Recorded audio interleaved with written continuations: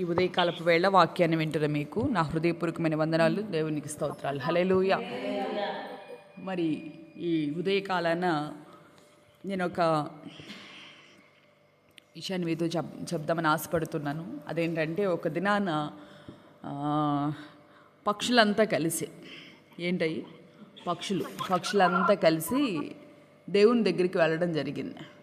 దేవుని దగ్గరికి వెళ్ళి దేవునితో చెప్తూ ఉన్నాయంట. దేవునితో, ప్రభా, మేమెంత, మా బ్రతికెంత, మా బరువు ఎంతయ్యా అని వాటి బాధని దేవునితో చెప్పుకోవడం ప్రారంభించింది.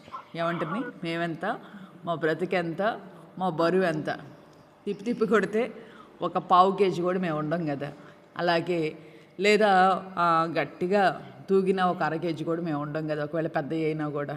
కనుక ప్రభా, మా మీద మరి ఏంటి, మీకేం కష్టం వచ్చిందని దేవుడు చూస్తూ ఉంటే అంటే కదా, దేవుని దగ్గరికి వెళ్ళి ఎందుకో బాధగా ఉందయ్యా, చాలా భారంగా ఉంది మాకు అని అంటే, ఏం జరిగిందంటే అంటే కదా, మేమెంతయ్యా, కానీ మా మీద ఎందుకు ఇంత భారాన్ని నువ్వు పెట్టావని అడిగినాయి అంట దేవుడిని. పాస్టర్ గారు, మీకు తెలుసా అని నన్ను అడిగితే నేను చెప్పలేను, కానీ విశ్వాసంతో వినండి. అయితే ఏంటి అంటే, మరి మేము ఎంత ఉన్నామయ్యా, మాకెందుకు ఇంత భారభరితమైన రెక్కలను మాకు పెట్టావని అడిగినాయి అంటే దేవుడిని. ఏమని అడిగినాయి?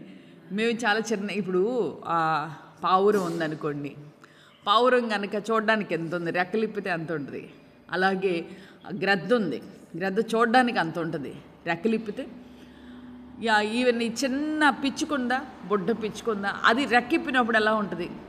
అందుకని అవి దేవుడిని అడిగినాయి అంట, ప్రభా, మమ్మల్ని చూడడానికి మేము ఇలా ఉన్నాం, కానీ మా మీద ఇంత భారాన్ని పెట్టావు, ఈ మోసుకుంటూ వెళ్ళాలంటే మాకు చాలా కష్టంగా ఉందయ్యా, ఇంత భారాన్ని మా మీద ఎందుకు మోపావు. అలాగే మరి ఈ రెక్కలతో మేము ఎగరాలంటే చాలా కష్టంగా ఉంది, ఎందుకు మమ్మల్ని ఇలా సృష్టించావు, కొంచెం బరువుగా భారంగా ఉందని దేవుని సన్నిధిలో అవి వాటి గోడునంతా వెళ్ళబోసుకుంటూ ఉన్నాయంట.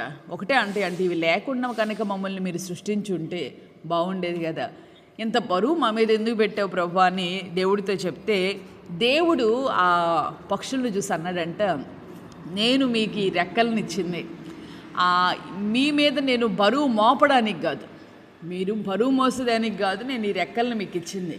ఎందుకు ఇచ్చాను ఈ రెక్కలను అంటే, మీరు ఉన్నత స్థాయిలోనికి, ఉన్నత స్థితిలోనికి మీరు వెళ్ళడానికి నేను ఈ యొక్క రెక్కల్ని మీకు ఇచ్చాను, కానీ మీకు బరువుగా ఉండడానికి కాదు అని చెప్పాడంట దేవుడు. హల్లెలూయా, హల్లెలూయా. కనుక మీరు అంటున్నారు, ఈ రెక్కలు మాకెందుకయ్యా, ఈ బరువు మాకెందుకు, ఈ భారం మాకెందుకని మీరంతా అంటున్నారని దేవుడు చెప్పి ఒక మాట అన్నాడంట, ఒక పని చేయండి, ఆ రెక్కలు రెండు కూడా చాపండి అన్నాడంట. రెండు చాపిన తర్వాత కొంచెం అలా ఓపండి అన్నాడంట. ఓపండి అంటే అవి కాస్త దేవుని మాటకు లోబడి రెక్కలు చాపిన తర్వాత అలా చిన్నగా ఊపడం ప్రారంభించినాయి. ఊపిన తర్వాత ఎక్కడికి వెళ్ళినాయి, అలాగా మరి ఆకాశంలోనికి ఎగిరి వెళ్ళడం ప్రారంభించినాయి. హల్లెలూయా, హల్లెలూయా. దేవుడు అన్నాడు కదా, నడుచుకుంటూ వెళ్తున్నావు, ఎంతకాలం వెళ్తావు, కానీ అదే రెక్కలతో నువ్వు ఎగిరినప్పుడు నువ్వు ఎక్కడికి వెళ్ళగలుగుతావు, కొన్ని కిలోమీటర్ల దూరం నువ్వు ప్రయాణం చేయగలుగుతావు. అంతేకాకుండా ఒక్కొక్కసారి మర్చిపోయి దేశాలు కూడా దాటి వెళ్ళిపోతాయి పక్షులు, ప్రాంతాలు దాటి ఒక్కొక్కసారి దేశాన్ని కూడా విడిచిపెట్టి మరొక దేశాన్ని కూడా వస్తాయి. అది నడుచుకుంటూ రావాలంటే వాటి అవి అడిగి చూసారా, మేమెంత, మా బ్రతికెంత, మా బరువు ఎంత అన్నట్టు నడుచుకుంటూ రావాలంటే ఎంత కష్టం. ఇంతకీ ఈ మాటలన్నీ ఎందుకు చెప్తున్నారు పాస్టర్ గారు, ఉదయాన్నే పెట్టల సంగతి, పక్షుల సంగతి మాకు ఎందుకనంటే, మరి దేవుడు కలుగు చేసిన మరి ఈ యొక్క ప్రకృతిలోనే దేవుడు మన సమస్యలకు ఒక సొల్యూషన్ తప్పకుండా ఉంటుంది. హల్లెలూయా, హల్లెలూయా. మొదట్లో అప్పుడు అవి అనుకుని మేము చాలా భారంగా ఉన్నాం, బరువుగా ఉన్నాం, దేవునికి జ్ఞానం లేదా, మమ్మల్ని ఎందుకు ఇలా సృష్టించాడని. ఎప్పుడైతే ఇవి భారం అని అనుకున్నాయి, కానీ దేవుడు ఏమన్నాడు, మీకు ఇవి భారంగా బరువుగా ఉండడానికి కాదు అని వాటి కళ్ళను ఎప్పుడైతే తెరిపించాడో, ఏదైతే భారంగా అనుకున్నాయో, ఏదైతే బరువు అనుకున్నాయో అవే వాటిని ఉన్నత స్థాయికి తీసుకుని వెళ్ళడానికి ఎలా అయితే దేవుడు వాటికి సహాయం చేశాడో, ఈ ఉదయకాలపు వేళ దేవుని యొక్క సన్నిధానానికి వచ్చిన నీ వ్యక్తిగత జీవితాలలో మరి ఏదైనా ఒక సమస్య, ఇది నాకెందుకు ఇంత భారాన్ని నువ్వు పెట్టావు, తప్పనిసరిగా దేవునితో ప్రతి వ్యక్తి కూడా, దేవుని బిడ్డలైనా కూడా దేవదూతలాగా మాట్లాడరు, కానీ కొన్నిసార్లు మనం మానవ శరీరంలో ఉన్నాం కనుక కొన్ని భారాలని దేవునితో మాట్లాడతాం. మనం కొన్నిసార్లు మనుషుల మధ్యలోనే ఉండి అంటాం, దేవుడు నాకెందుకు ఎంత భారాన్ని పెట్టాడు అంటావా లేదా? అబద్ధమా? దేవుడు ఎందుకు ఎంత భారం పెట్టాడు? ప్రభా నేను ఎంత మోయగలననేనా నువ్వు పెట్టింది? నిజమే కదా. దినములు మనం ఆలోచించి చూస్తే బాల్యం అనేది చాలా విలువైనది. కొంతమంది బాల్యం కూడా చాలా కష్టతరంగా గడుస్తుంది. కానీ చూస్తూ ఉండగానే ఒక్కొక్కసారి మన ఎదుగుదలను చూసుకుంటున్నప్పుడు ఆశ్చర్యం కలిగింది. మనమేనా ఇంత భారాన్ని భరిస్తుంది? అవునా కదా? ఎంతో ఇదిగా ఉన్న మనమేనా ఎంత ఇదిగా ఉంది అని అనిపించింది. అయినా ఆశ్చర్యం కలుగుతుంది. నిన్నటి దినాన ఒక టీచర్ గారు స్టేటస్ పెట్టారు. అప్పుడు నేను దాన్ని ధ్యానించాను. ప్రభా ఏంటిది అని నాకు నచ్చింది, ఆలోచించాను. నిజమే, గతకాలం అంతా ఒక్కోసారి మనం అనుకునేదే గతకాలంలో చేసినటువంటి మన ప్రయాణాన్ని మనం తలంచినప్పుడు మన జ్ఞానమేనా మనల్ని ఇక్కడ దాకా నడిపించింది? కాదు కదా. మన తెలివి కాదు, మన జ్ఞానం కాదు. దేవుడు మనల్ని ఇక్కడ దాకా నడిపించాడు. ఇక ముందు కూడా మన ప్రయాణంలో మనల్ని నడిపించగలిగేది కూడా దేవుడే అని. ఎందుకంటే ఇది ఒకవేళ ఉదయకాలాన ఏ వ్యక్తితో దేవుడు మాట్లాడుతున్నాడు నాకు తెలియదు, కానీ నేను ఈ వాక్యాన్ని ధ్యానించేటప్పుడు మాత్రం నాకు చాలా సంతోషం కలిగింది. ప్రభు నాతో మాట్లాడినట్లు అనిపించింది. కనుక మనము అనుకుంటాం, ప్రభా నా బ్రతికెంతయ్యా, నా జీవితం ఎంత, నేనెంత, కానీ నా మీద ఎందుకు ఎంత భారాలు నువ్వు పెట్టావు? అది కుటుంబ భారం కావచ్చు, నీ వ్యక్తిగత భారం కావచ్చు, ఒకవేళ నేను ఉన్నాను సంఘ భారం కావచ్చు. కొన్ని భారాలు మన మీద పెడతాడు దేవుడు. ఆ భారాలను మనం చూసుకున్నప్పుడు బిడ్డల భారం కావచ్చు. ఎందుకు ఇంత భారం అని కొంతమంది ఆ భారాన్ని చూసుకొని బాధ్యత లేకుండా తిరగకూడదు, దేవుడు చూసుకుంటాడులని పొరపాటు. దేవుని యొక్క పెట్టినటువంటి ఆ రెక్కల సహాయంతో ఎలా అయితే పక్షులు, మరి అవి చిన్నవే అయినా వారి జీవితాన్ని ఎంతో దేవుడిచ్చినటువంటి ఆ మాట చొప్పున రెక్కలను ఏం చేస్తున్నాయి, వాడుతున్నాయి. అంతేగాని రెక్కలు ఉండేలాన్ని దేవుడు సహాయం చేస్తాడని కూర్చోాలా. అవి ఉదయకాలమే లేచి ప్రయాణం చేసి కుటుంబాన్ని పోషిస్తున్నాయి. అలాగా వాటి యొక్క బ్రతుకున్నవి ఎలాగైనా సరే లీడ్ చేస్తూ ఉన్నాయి. కనుక ఉదయకాలమున దేవుడి మాట చేత మనల్ని దర్శిస్తున్నాడు. నోరు లేని పక్షికే దేవుడు ఆ జ్ఞానాన్ని కలుగు చేసినప్పుడు ఆయన రూపంలో మనం చేయబడ్డాం. ఆయన మనకిచ్చినటువంటి బరువులు బాధ్యతల్ని నా వల్ల కాదు అని మనం సతికిల పడిపోకూడదు. దేవుని యొక్క సహాయం చేత నూతనమైనటువంటి కృపతో మనం నింపబడాలి. ప్రతి ఉదయం ఆయన కృపను అడగాలి. అంతేకాదు, నేనంటాను నీ ఉదయకాలాన ఏది నీకు భారము అని నువ్వు భావిస్తున్నావో, అది వ్యక్తి కావచ్చు, బాధ్యతలు కావచ్చు, వాటిని దేవుడు ఏం చేస్తాడు, వాటిని ఆధారం చేసుకొని నేను ఉన్నత స్థాయికి దేవుడు తీసుకెళ్ళడానికే ఈ బరువుల్ని దేవుడు నీకు పెట్టాడు, నిన్ను హెచ్చించడానికి దేవుడు పెట్టాడు. ఒక మాట నేను చెప్పనా, ఆ రోజున షడ్రక్ మేషక్ అబేద్నెగోలు చాలా చక్కగా ఆత్మీయ యాత్రలో వెళుతూ ఉన్నారు. వాళ్ళు ఏ తప్పు చేయలే, ఏ నేరం కూడా వాళ్ళు చేయలేదు. చక్కగా వాళ్ళు ప్రార్థనా పరులు, యవనస్తులై ఉండి కూడా ప్రార్థన చేసుకునేవాళ్ళు. ఏ లోకంలో పడి తిరిగిన, అందుకే ఒక్కోసారి అనిపించింది కదా, భక్తిహీనులు ఎంత ఎదవ పనులు చేస్తామన్న ఒక్కొక్కసారి వాళ్ళు పచ్చగా ఉన్నప్పుడు కొంచెం మనకు బాధ అనిపించింది. ఆ రోజున అబేద్నెగో అలాగే షడ్రక్ మేషక్ అబేద్నెగోలు కూడా యవన ప్రాయంలో ఎక్కడ ఏ చెడు తిరిగినట్లుగా కానీ, లేకపోతే అంటే వాళ్ళ క్రియాఫలం అనుభవించి కాదు వచ్చింది వాళ్ళకి శోధన. భక్తిలో యథార్థంగా ఉన్నారు. ఆ సమయంలో ఉన్నట్టుండి వాళ్ళ ఆత్మీయ యాత్రలో ఒక తుఫాను వచ్చింది, అగ్నిగుండంలో వాళ్ళు వేయబడ్డారు. ఆ సమయంలో రాజు నెబుకద్నెజరు కూడా వచ్చి చూసి ఆశ్చర్యపోతాడు. మనం వేసిన ముగ్గురిని కదా, 4వ వాడు అక్కడ సంచరిస్తున్నాడు, అతను దేవుని యొక్క దూత వలె ఉన్నాడు, సాక్షాత్తు దేవుని రూపం అక్కడ కనబడుతుందని నెబుకద్నెజరు కూడా వణికిపోయాడు. తెర చూస్తే ఒక మాట నేను బైబిల్ గ్రంథంలో మీకు చూపిస్తాను. దానియేలు గ్రంథం. పాస్టర్ గారు పక్షుల సంగతి చెప్పారు, ఇది బైబిల్లో ఉందా అని అంటే తప్పనిసరిగా ఉంది. దేవుడు మన జీవితాల్లో ఇంతటి బరువుల్ని బాధ్యతలను పెట్టాడని ఆశ్చర్యపోతున్న నీతో దేవుడి ఉదయకాలం మాట్లాడుతూ ఉన్నాడు. ఆ బరువుల్ని ఆ యొక్క వాటితోనే దేవుడు నిన్ను ఉన్నత స్థాయికి తీసుకుని వెళతాడు. చదువుతాం దానియేలు గ్రంథం 3వ అధ్యాయం 29-30 వాక్యాలు చదువుతున్నాను చూడండి. కాగా నేను ఒక శాసనము నియమించుచున్నాను, ఏదనగా ఈ విధముగా రక్షించుటకు సమర్థులకు దేవుడు గాక మరి ఏ దేవుడును లేడు. కాగా ఏ జనులలో కానీ, రాష్ట్రములో కానీ, ఏ భాష మాట్లాడు వారిలో కానీ షడ్రక్ మేషక్ అబేద్నెగో అనువారి దేవుని ఎవడు దూషించును వాడు తుత్తునీయులుగా చేయబడును, వాని ఇల్లు ఎప్పుడునూ పెంట కుప్పగా ఉండుననను. అంతటి నుండి రాజు షడ్రక్ మేషక్ అబేద్నెగో అను వారిని బబులోను సంస్థానములో హెచ్చించెను. హల్లెలూయా. ఏంటంటే వాళ్ళని రాజు ఏం చేశాడు, హెచ్చించెను అనే మాట చాలా చక్కటి మాట. ఎప్పుడు వీళ్ళు హెచ్చించబడ్డారు? అప్పుడు దాకా భక్తి చేస్తున్నారు, కానీ వాళ్ళు ఎక్కడ హెచ్చించబడినట్లుగా మనకు కనబడదు. చాలా భక్తి పరులు వీళ్ళు, ప్రతిదినము కూడా ఉపవాస ప్రార్థనలు చేసిన వాళ్ళు, యథార్థంగా ఉన్నారు, కానీ ఎప్పుడు కూడా వాళ్ళ పేరు బయటకు వచ్చినట్లుగా కానీ వాళ్ళు హెచ్చించబడినట్లుగా ఎక్కడ లేదు.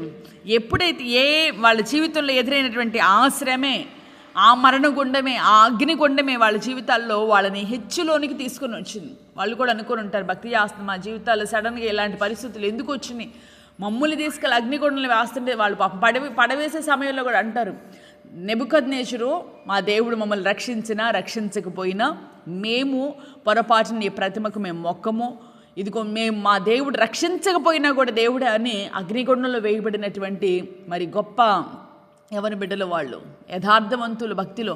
అలాంటి వాళ్ళు కూడా మనసులో అనుకొని ఉంటారు కదా దేవుడు ఏమయ్యాడని. కానీ దేవుడు ఏమయ్యాడు?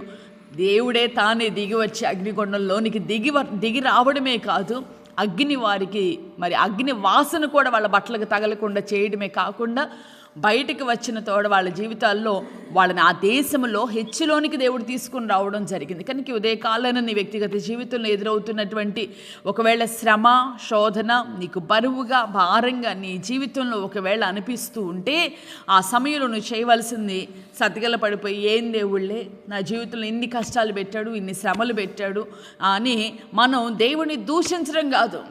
పక్షులు అమాయకంగా ప్రభు దగ్గరికి వెళ్ళి అడిగినట్లుగా నీవు కూడా ఏం చేయాలి? ప్రభు సన్నిధిలో వెళ్ళి, ప్రభా ఈ భారాలు, ఈ బరువులు నా జీవితంలో వీటిని అధిగమించగలిగిన శక్తి నాకు ప్రసాదించమని దేవుని సన్నిధిలో నువ్వు అడిగినప్పుడు ఎందుకు వచ్చినాయి ఇవంటే అవి నిన్ను హెచ్చులోనికి తీసుకొని రావడానికి. హల్లెలూయా.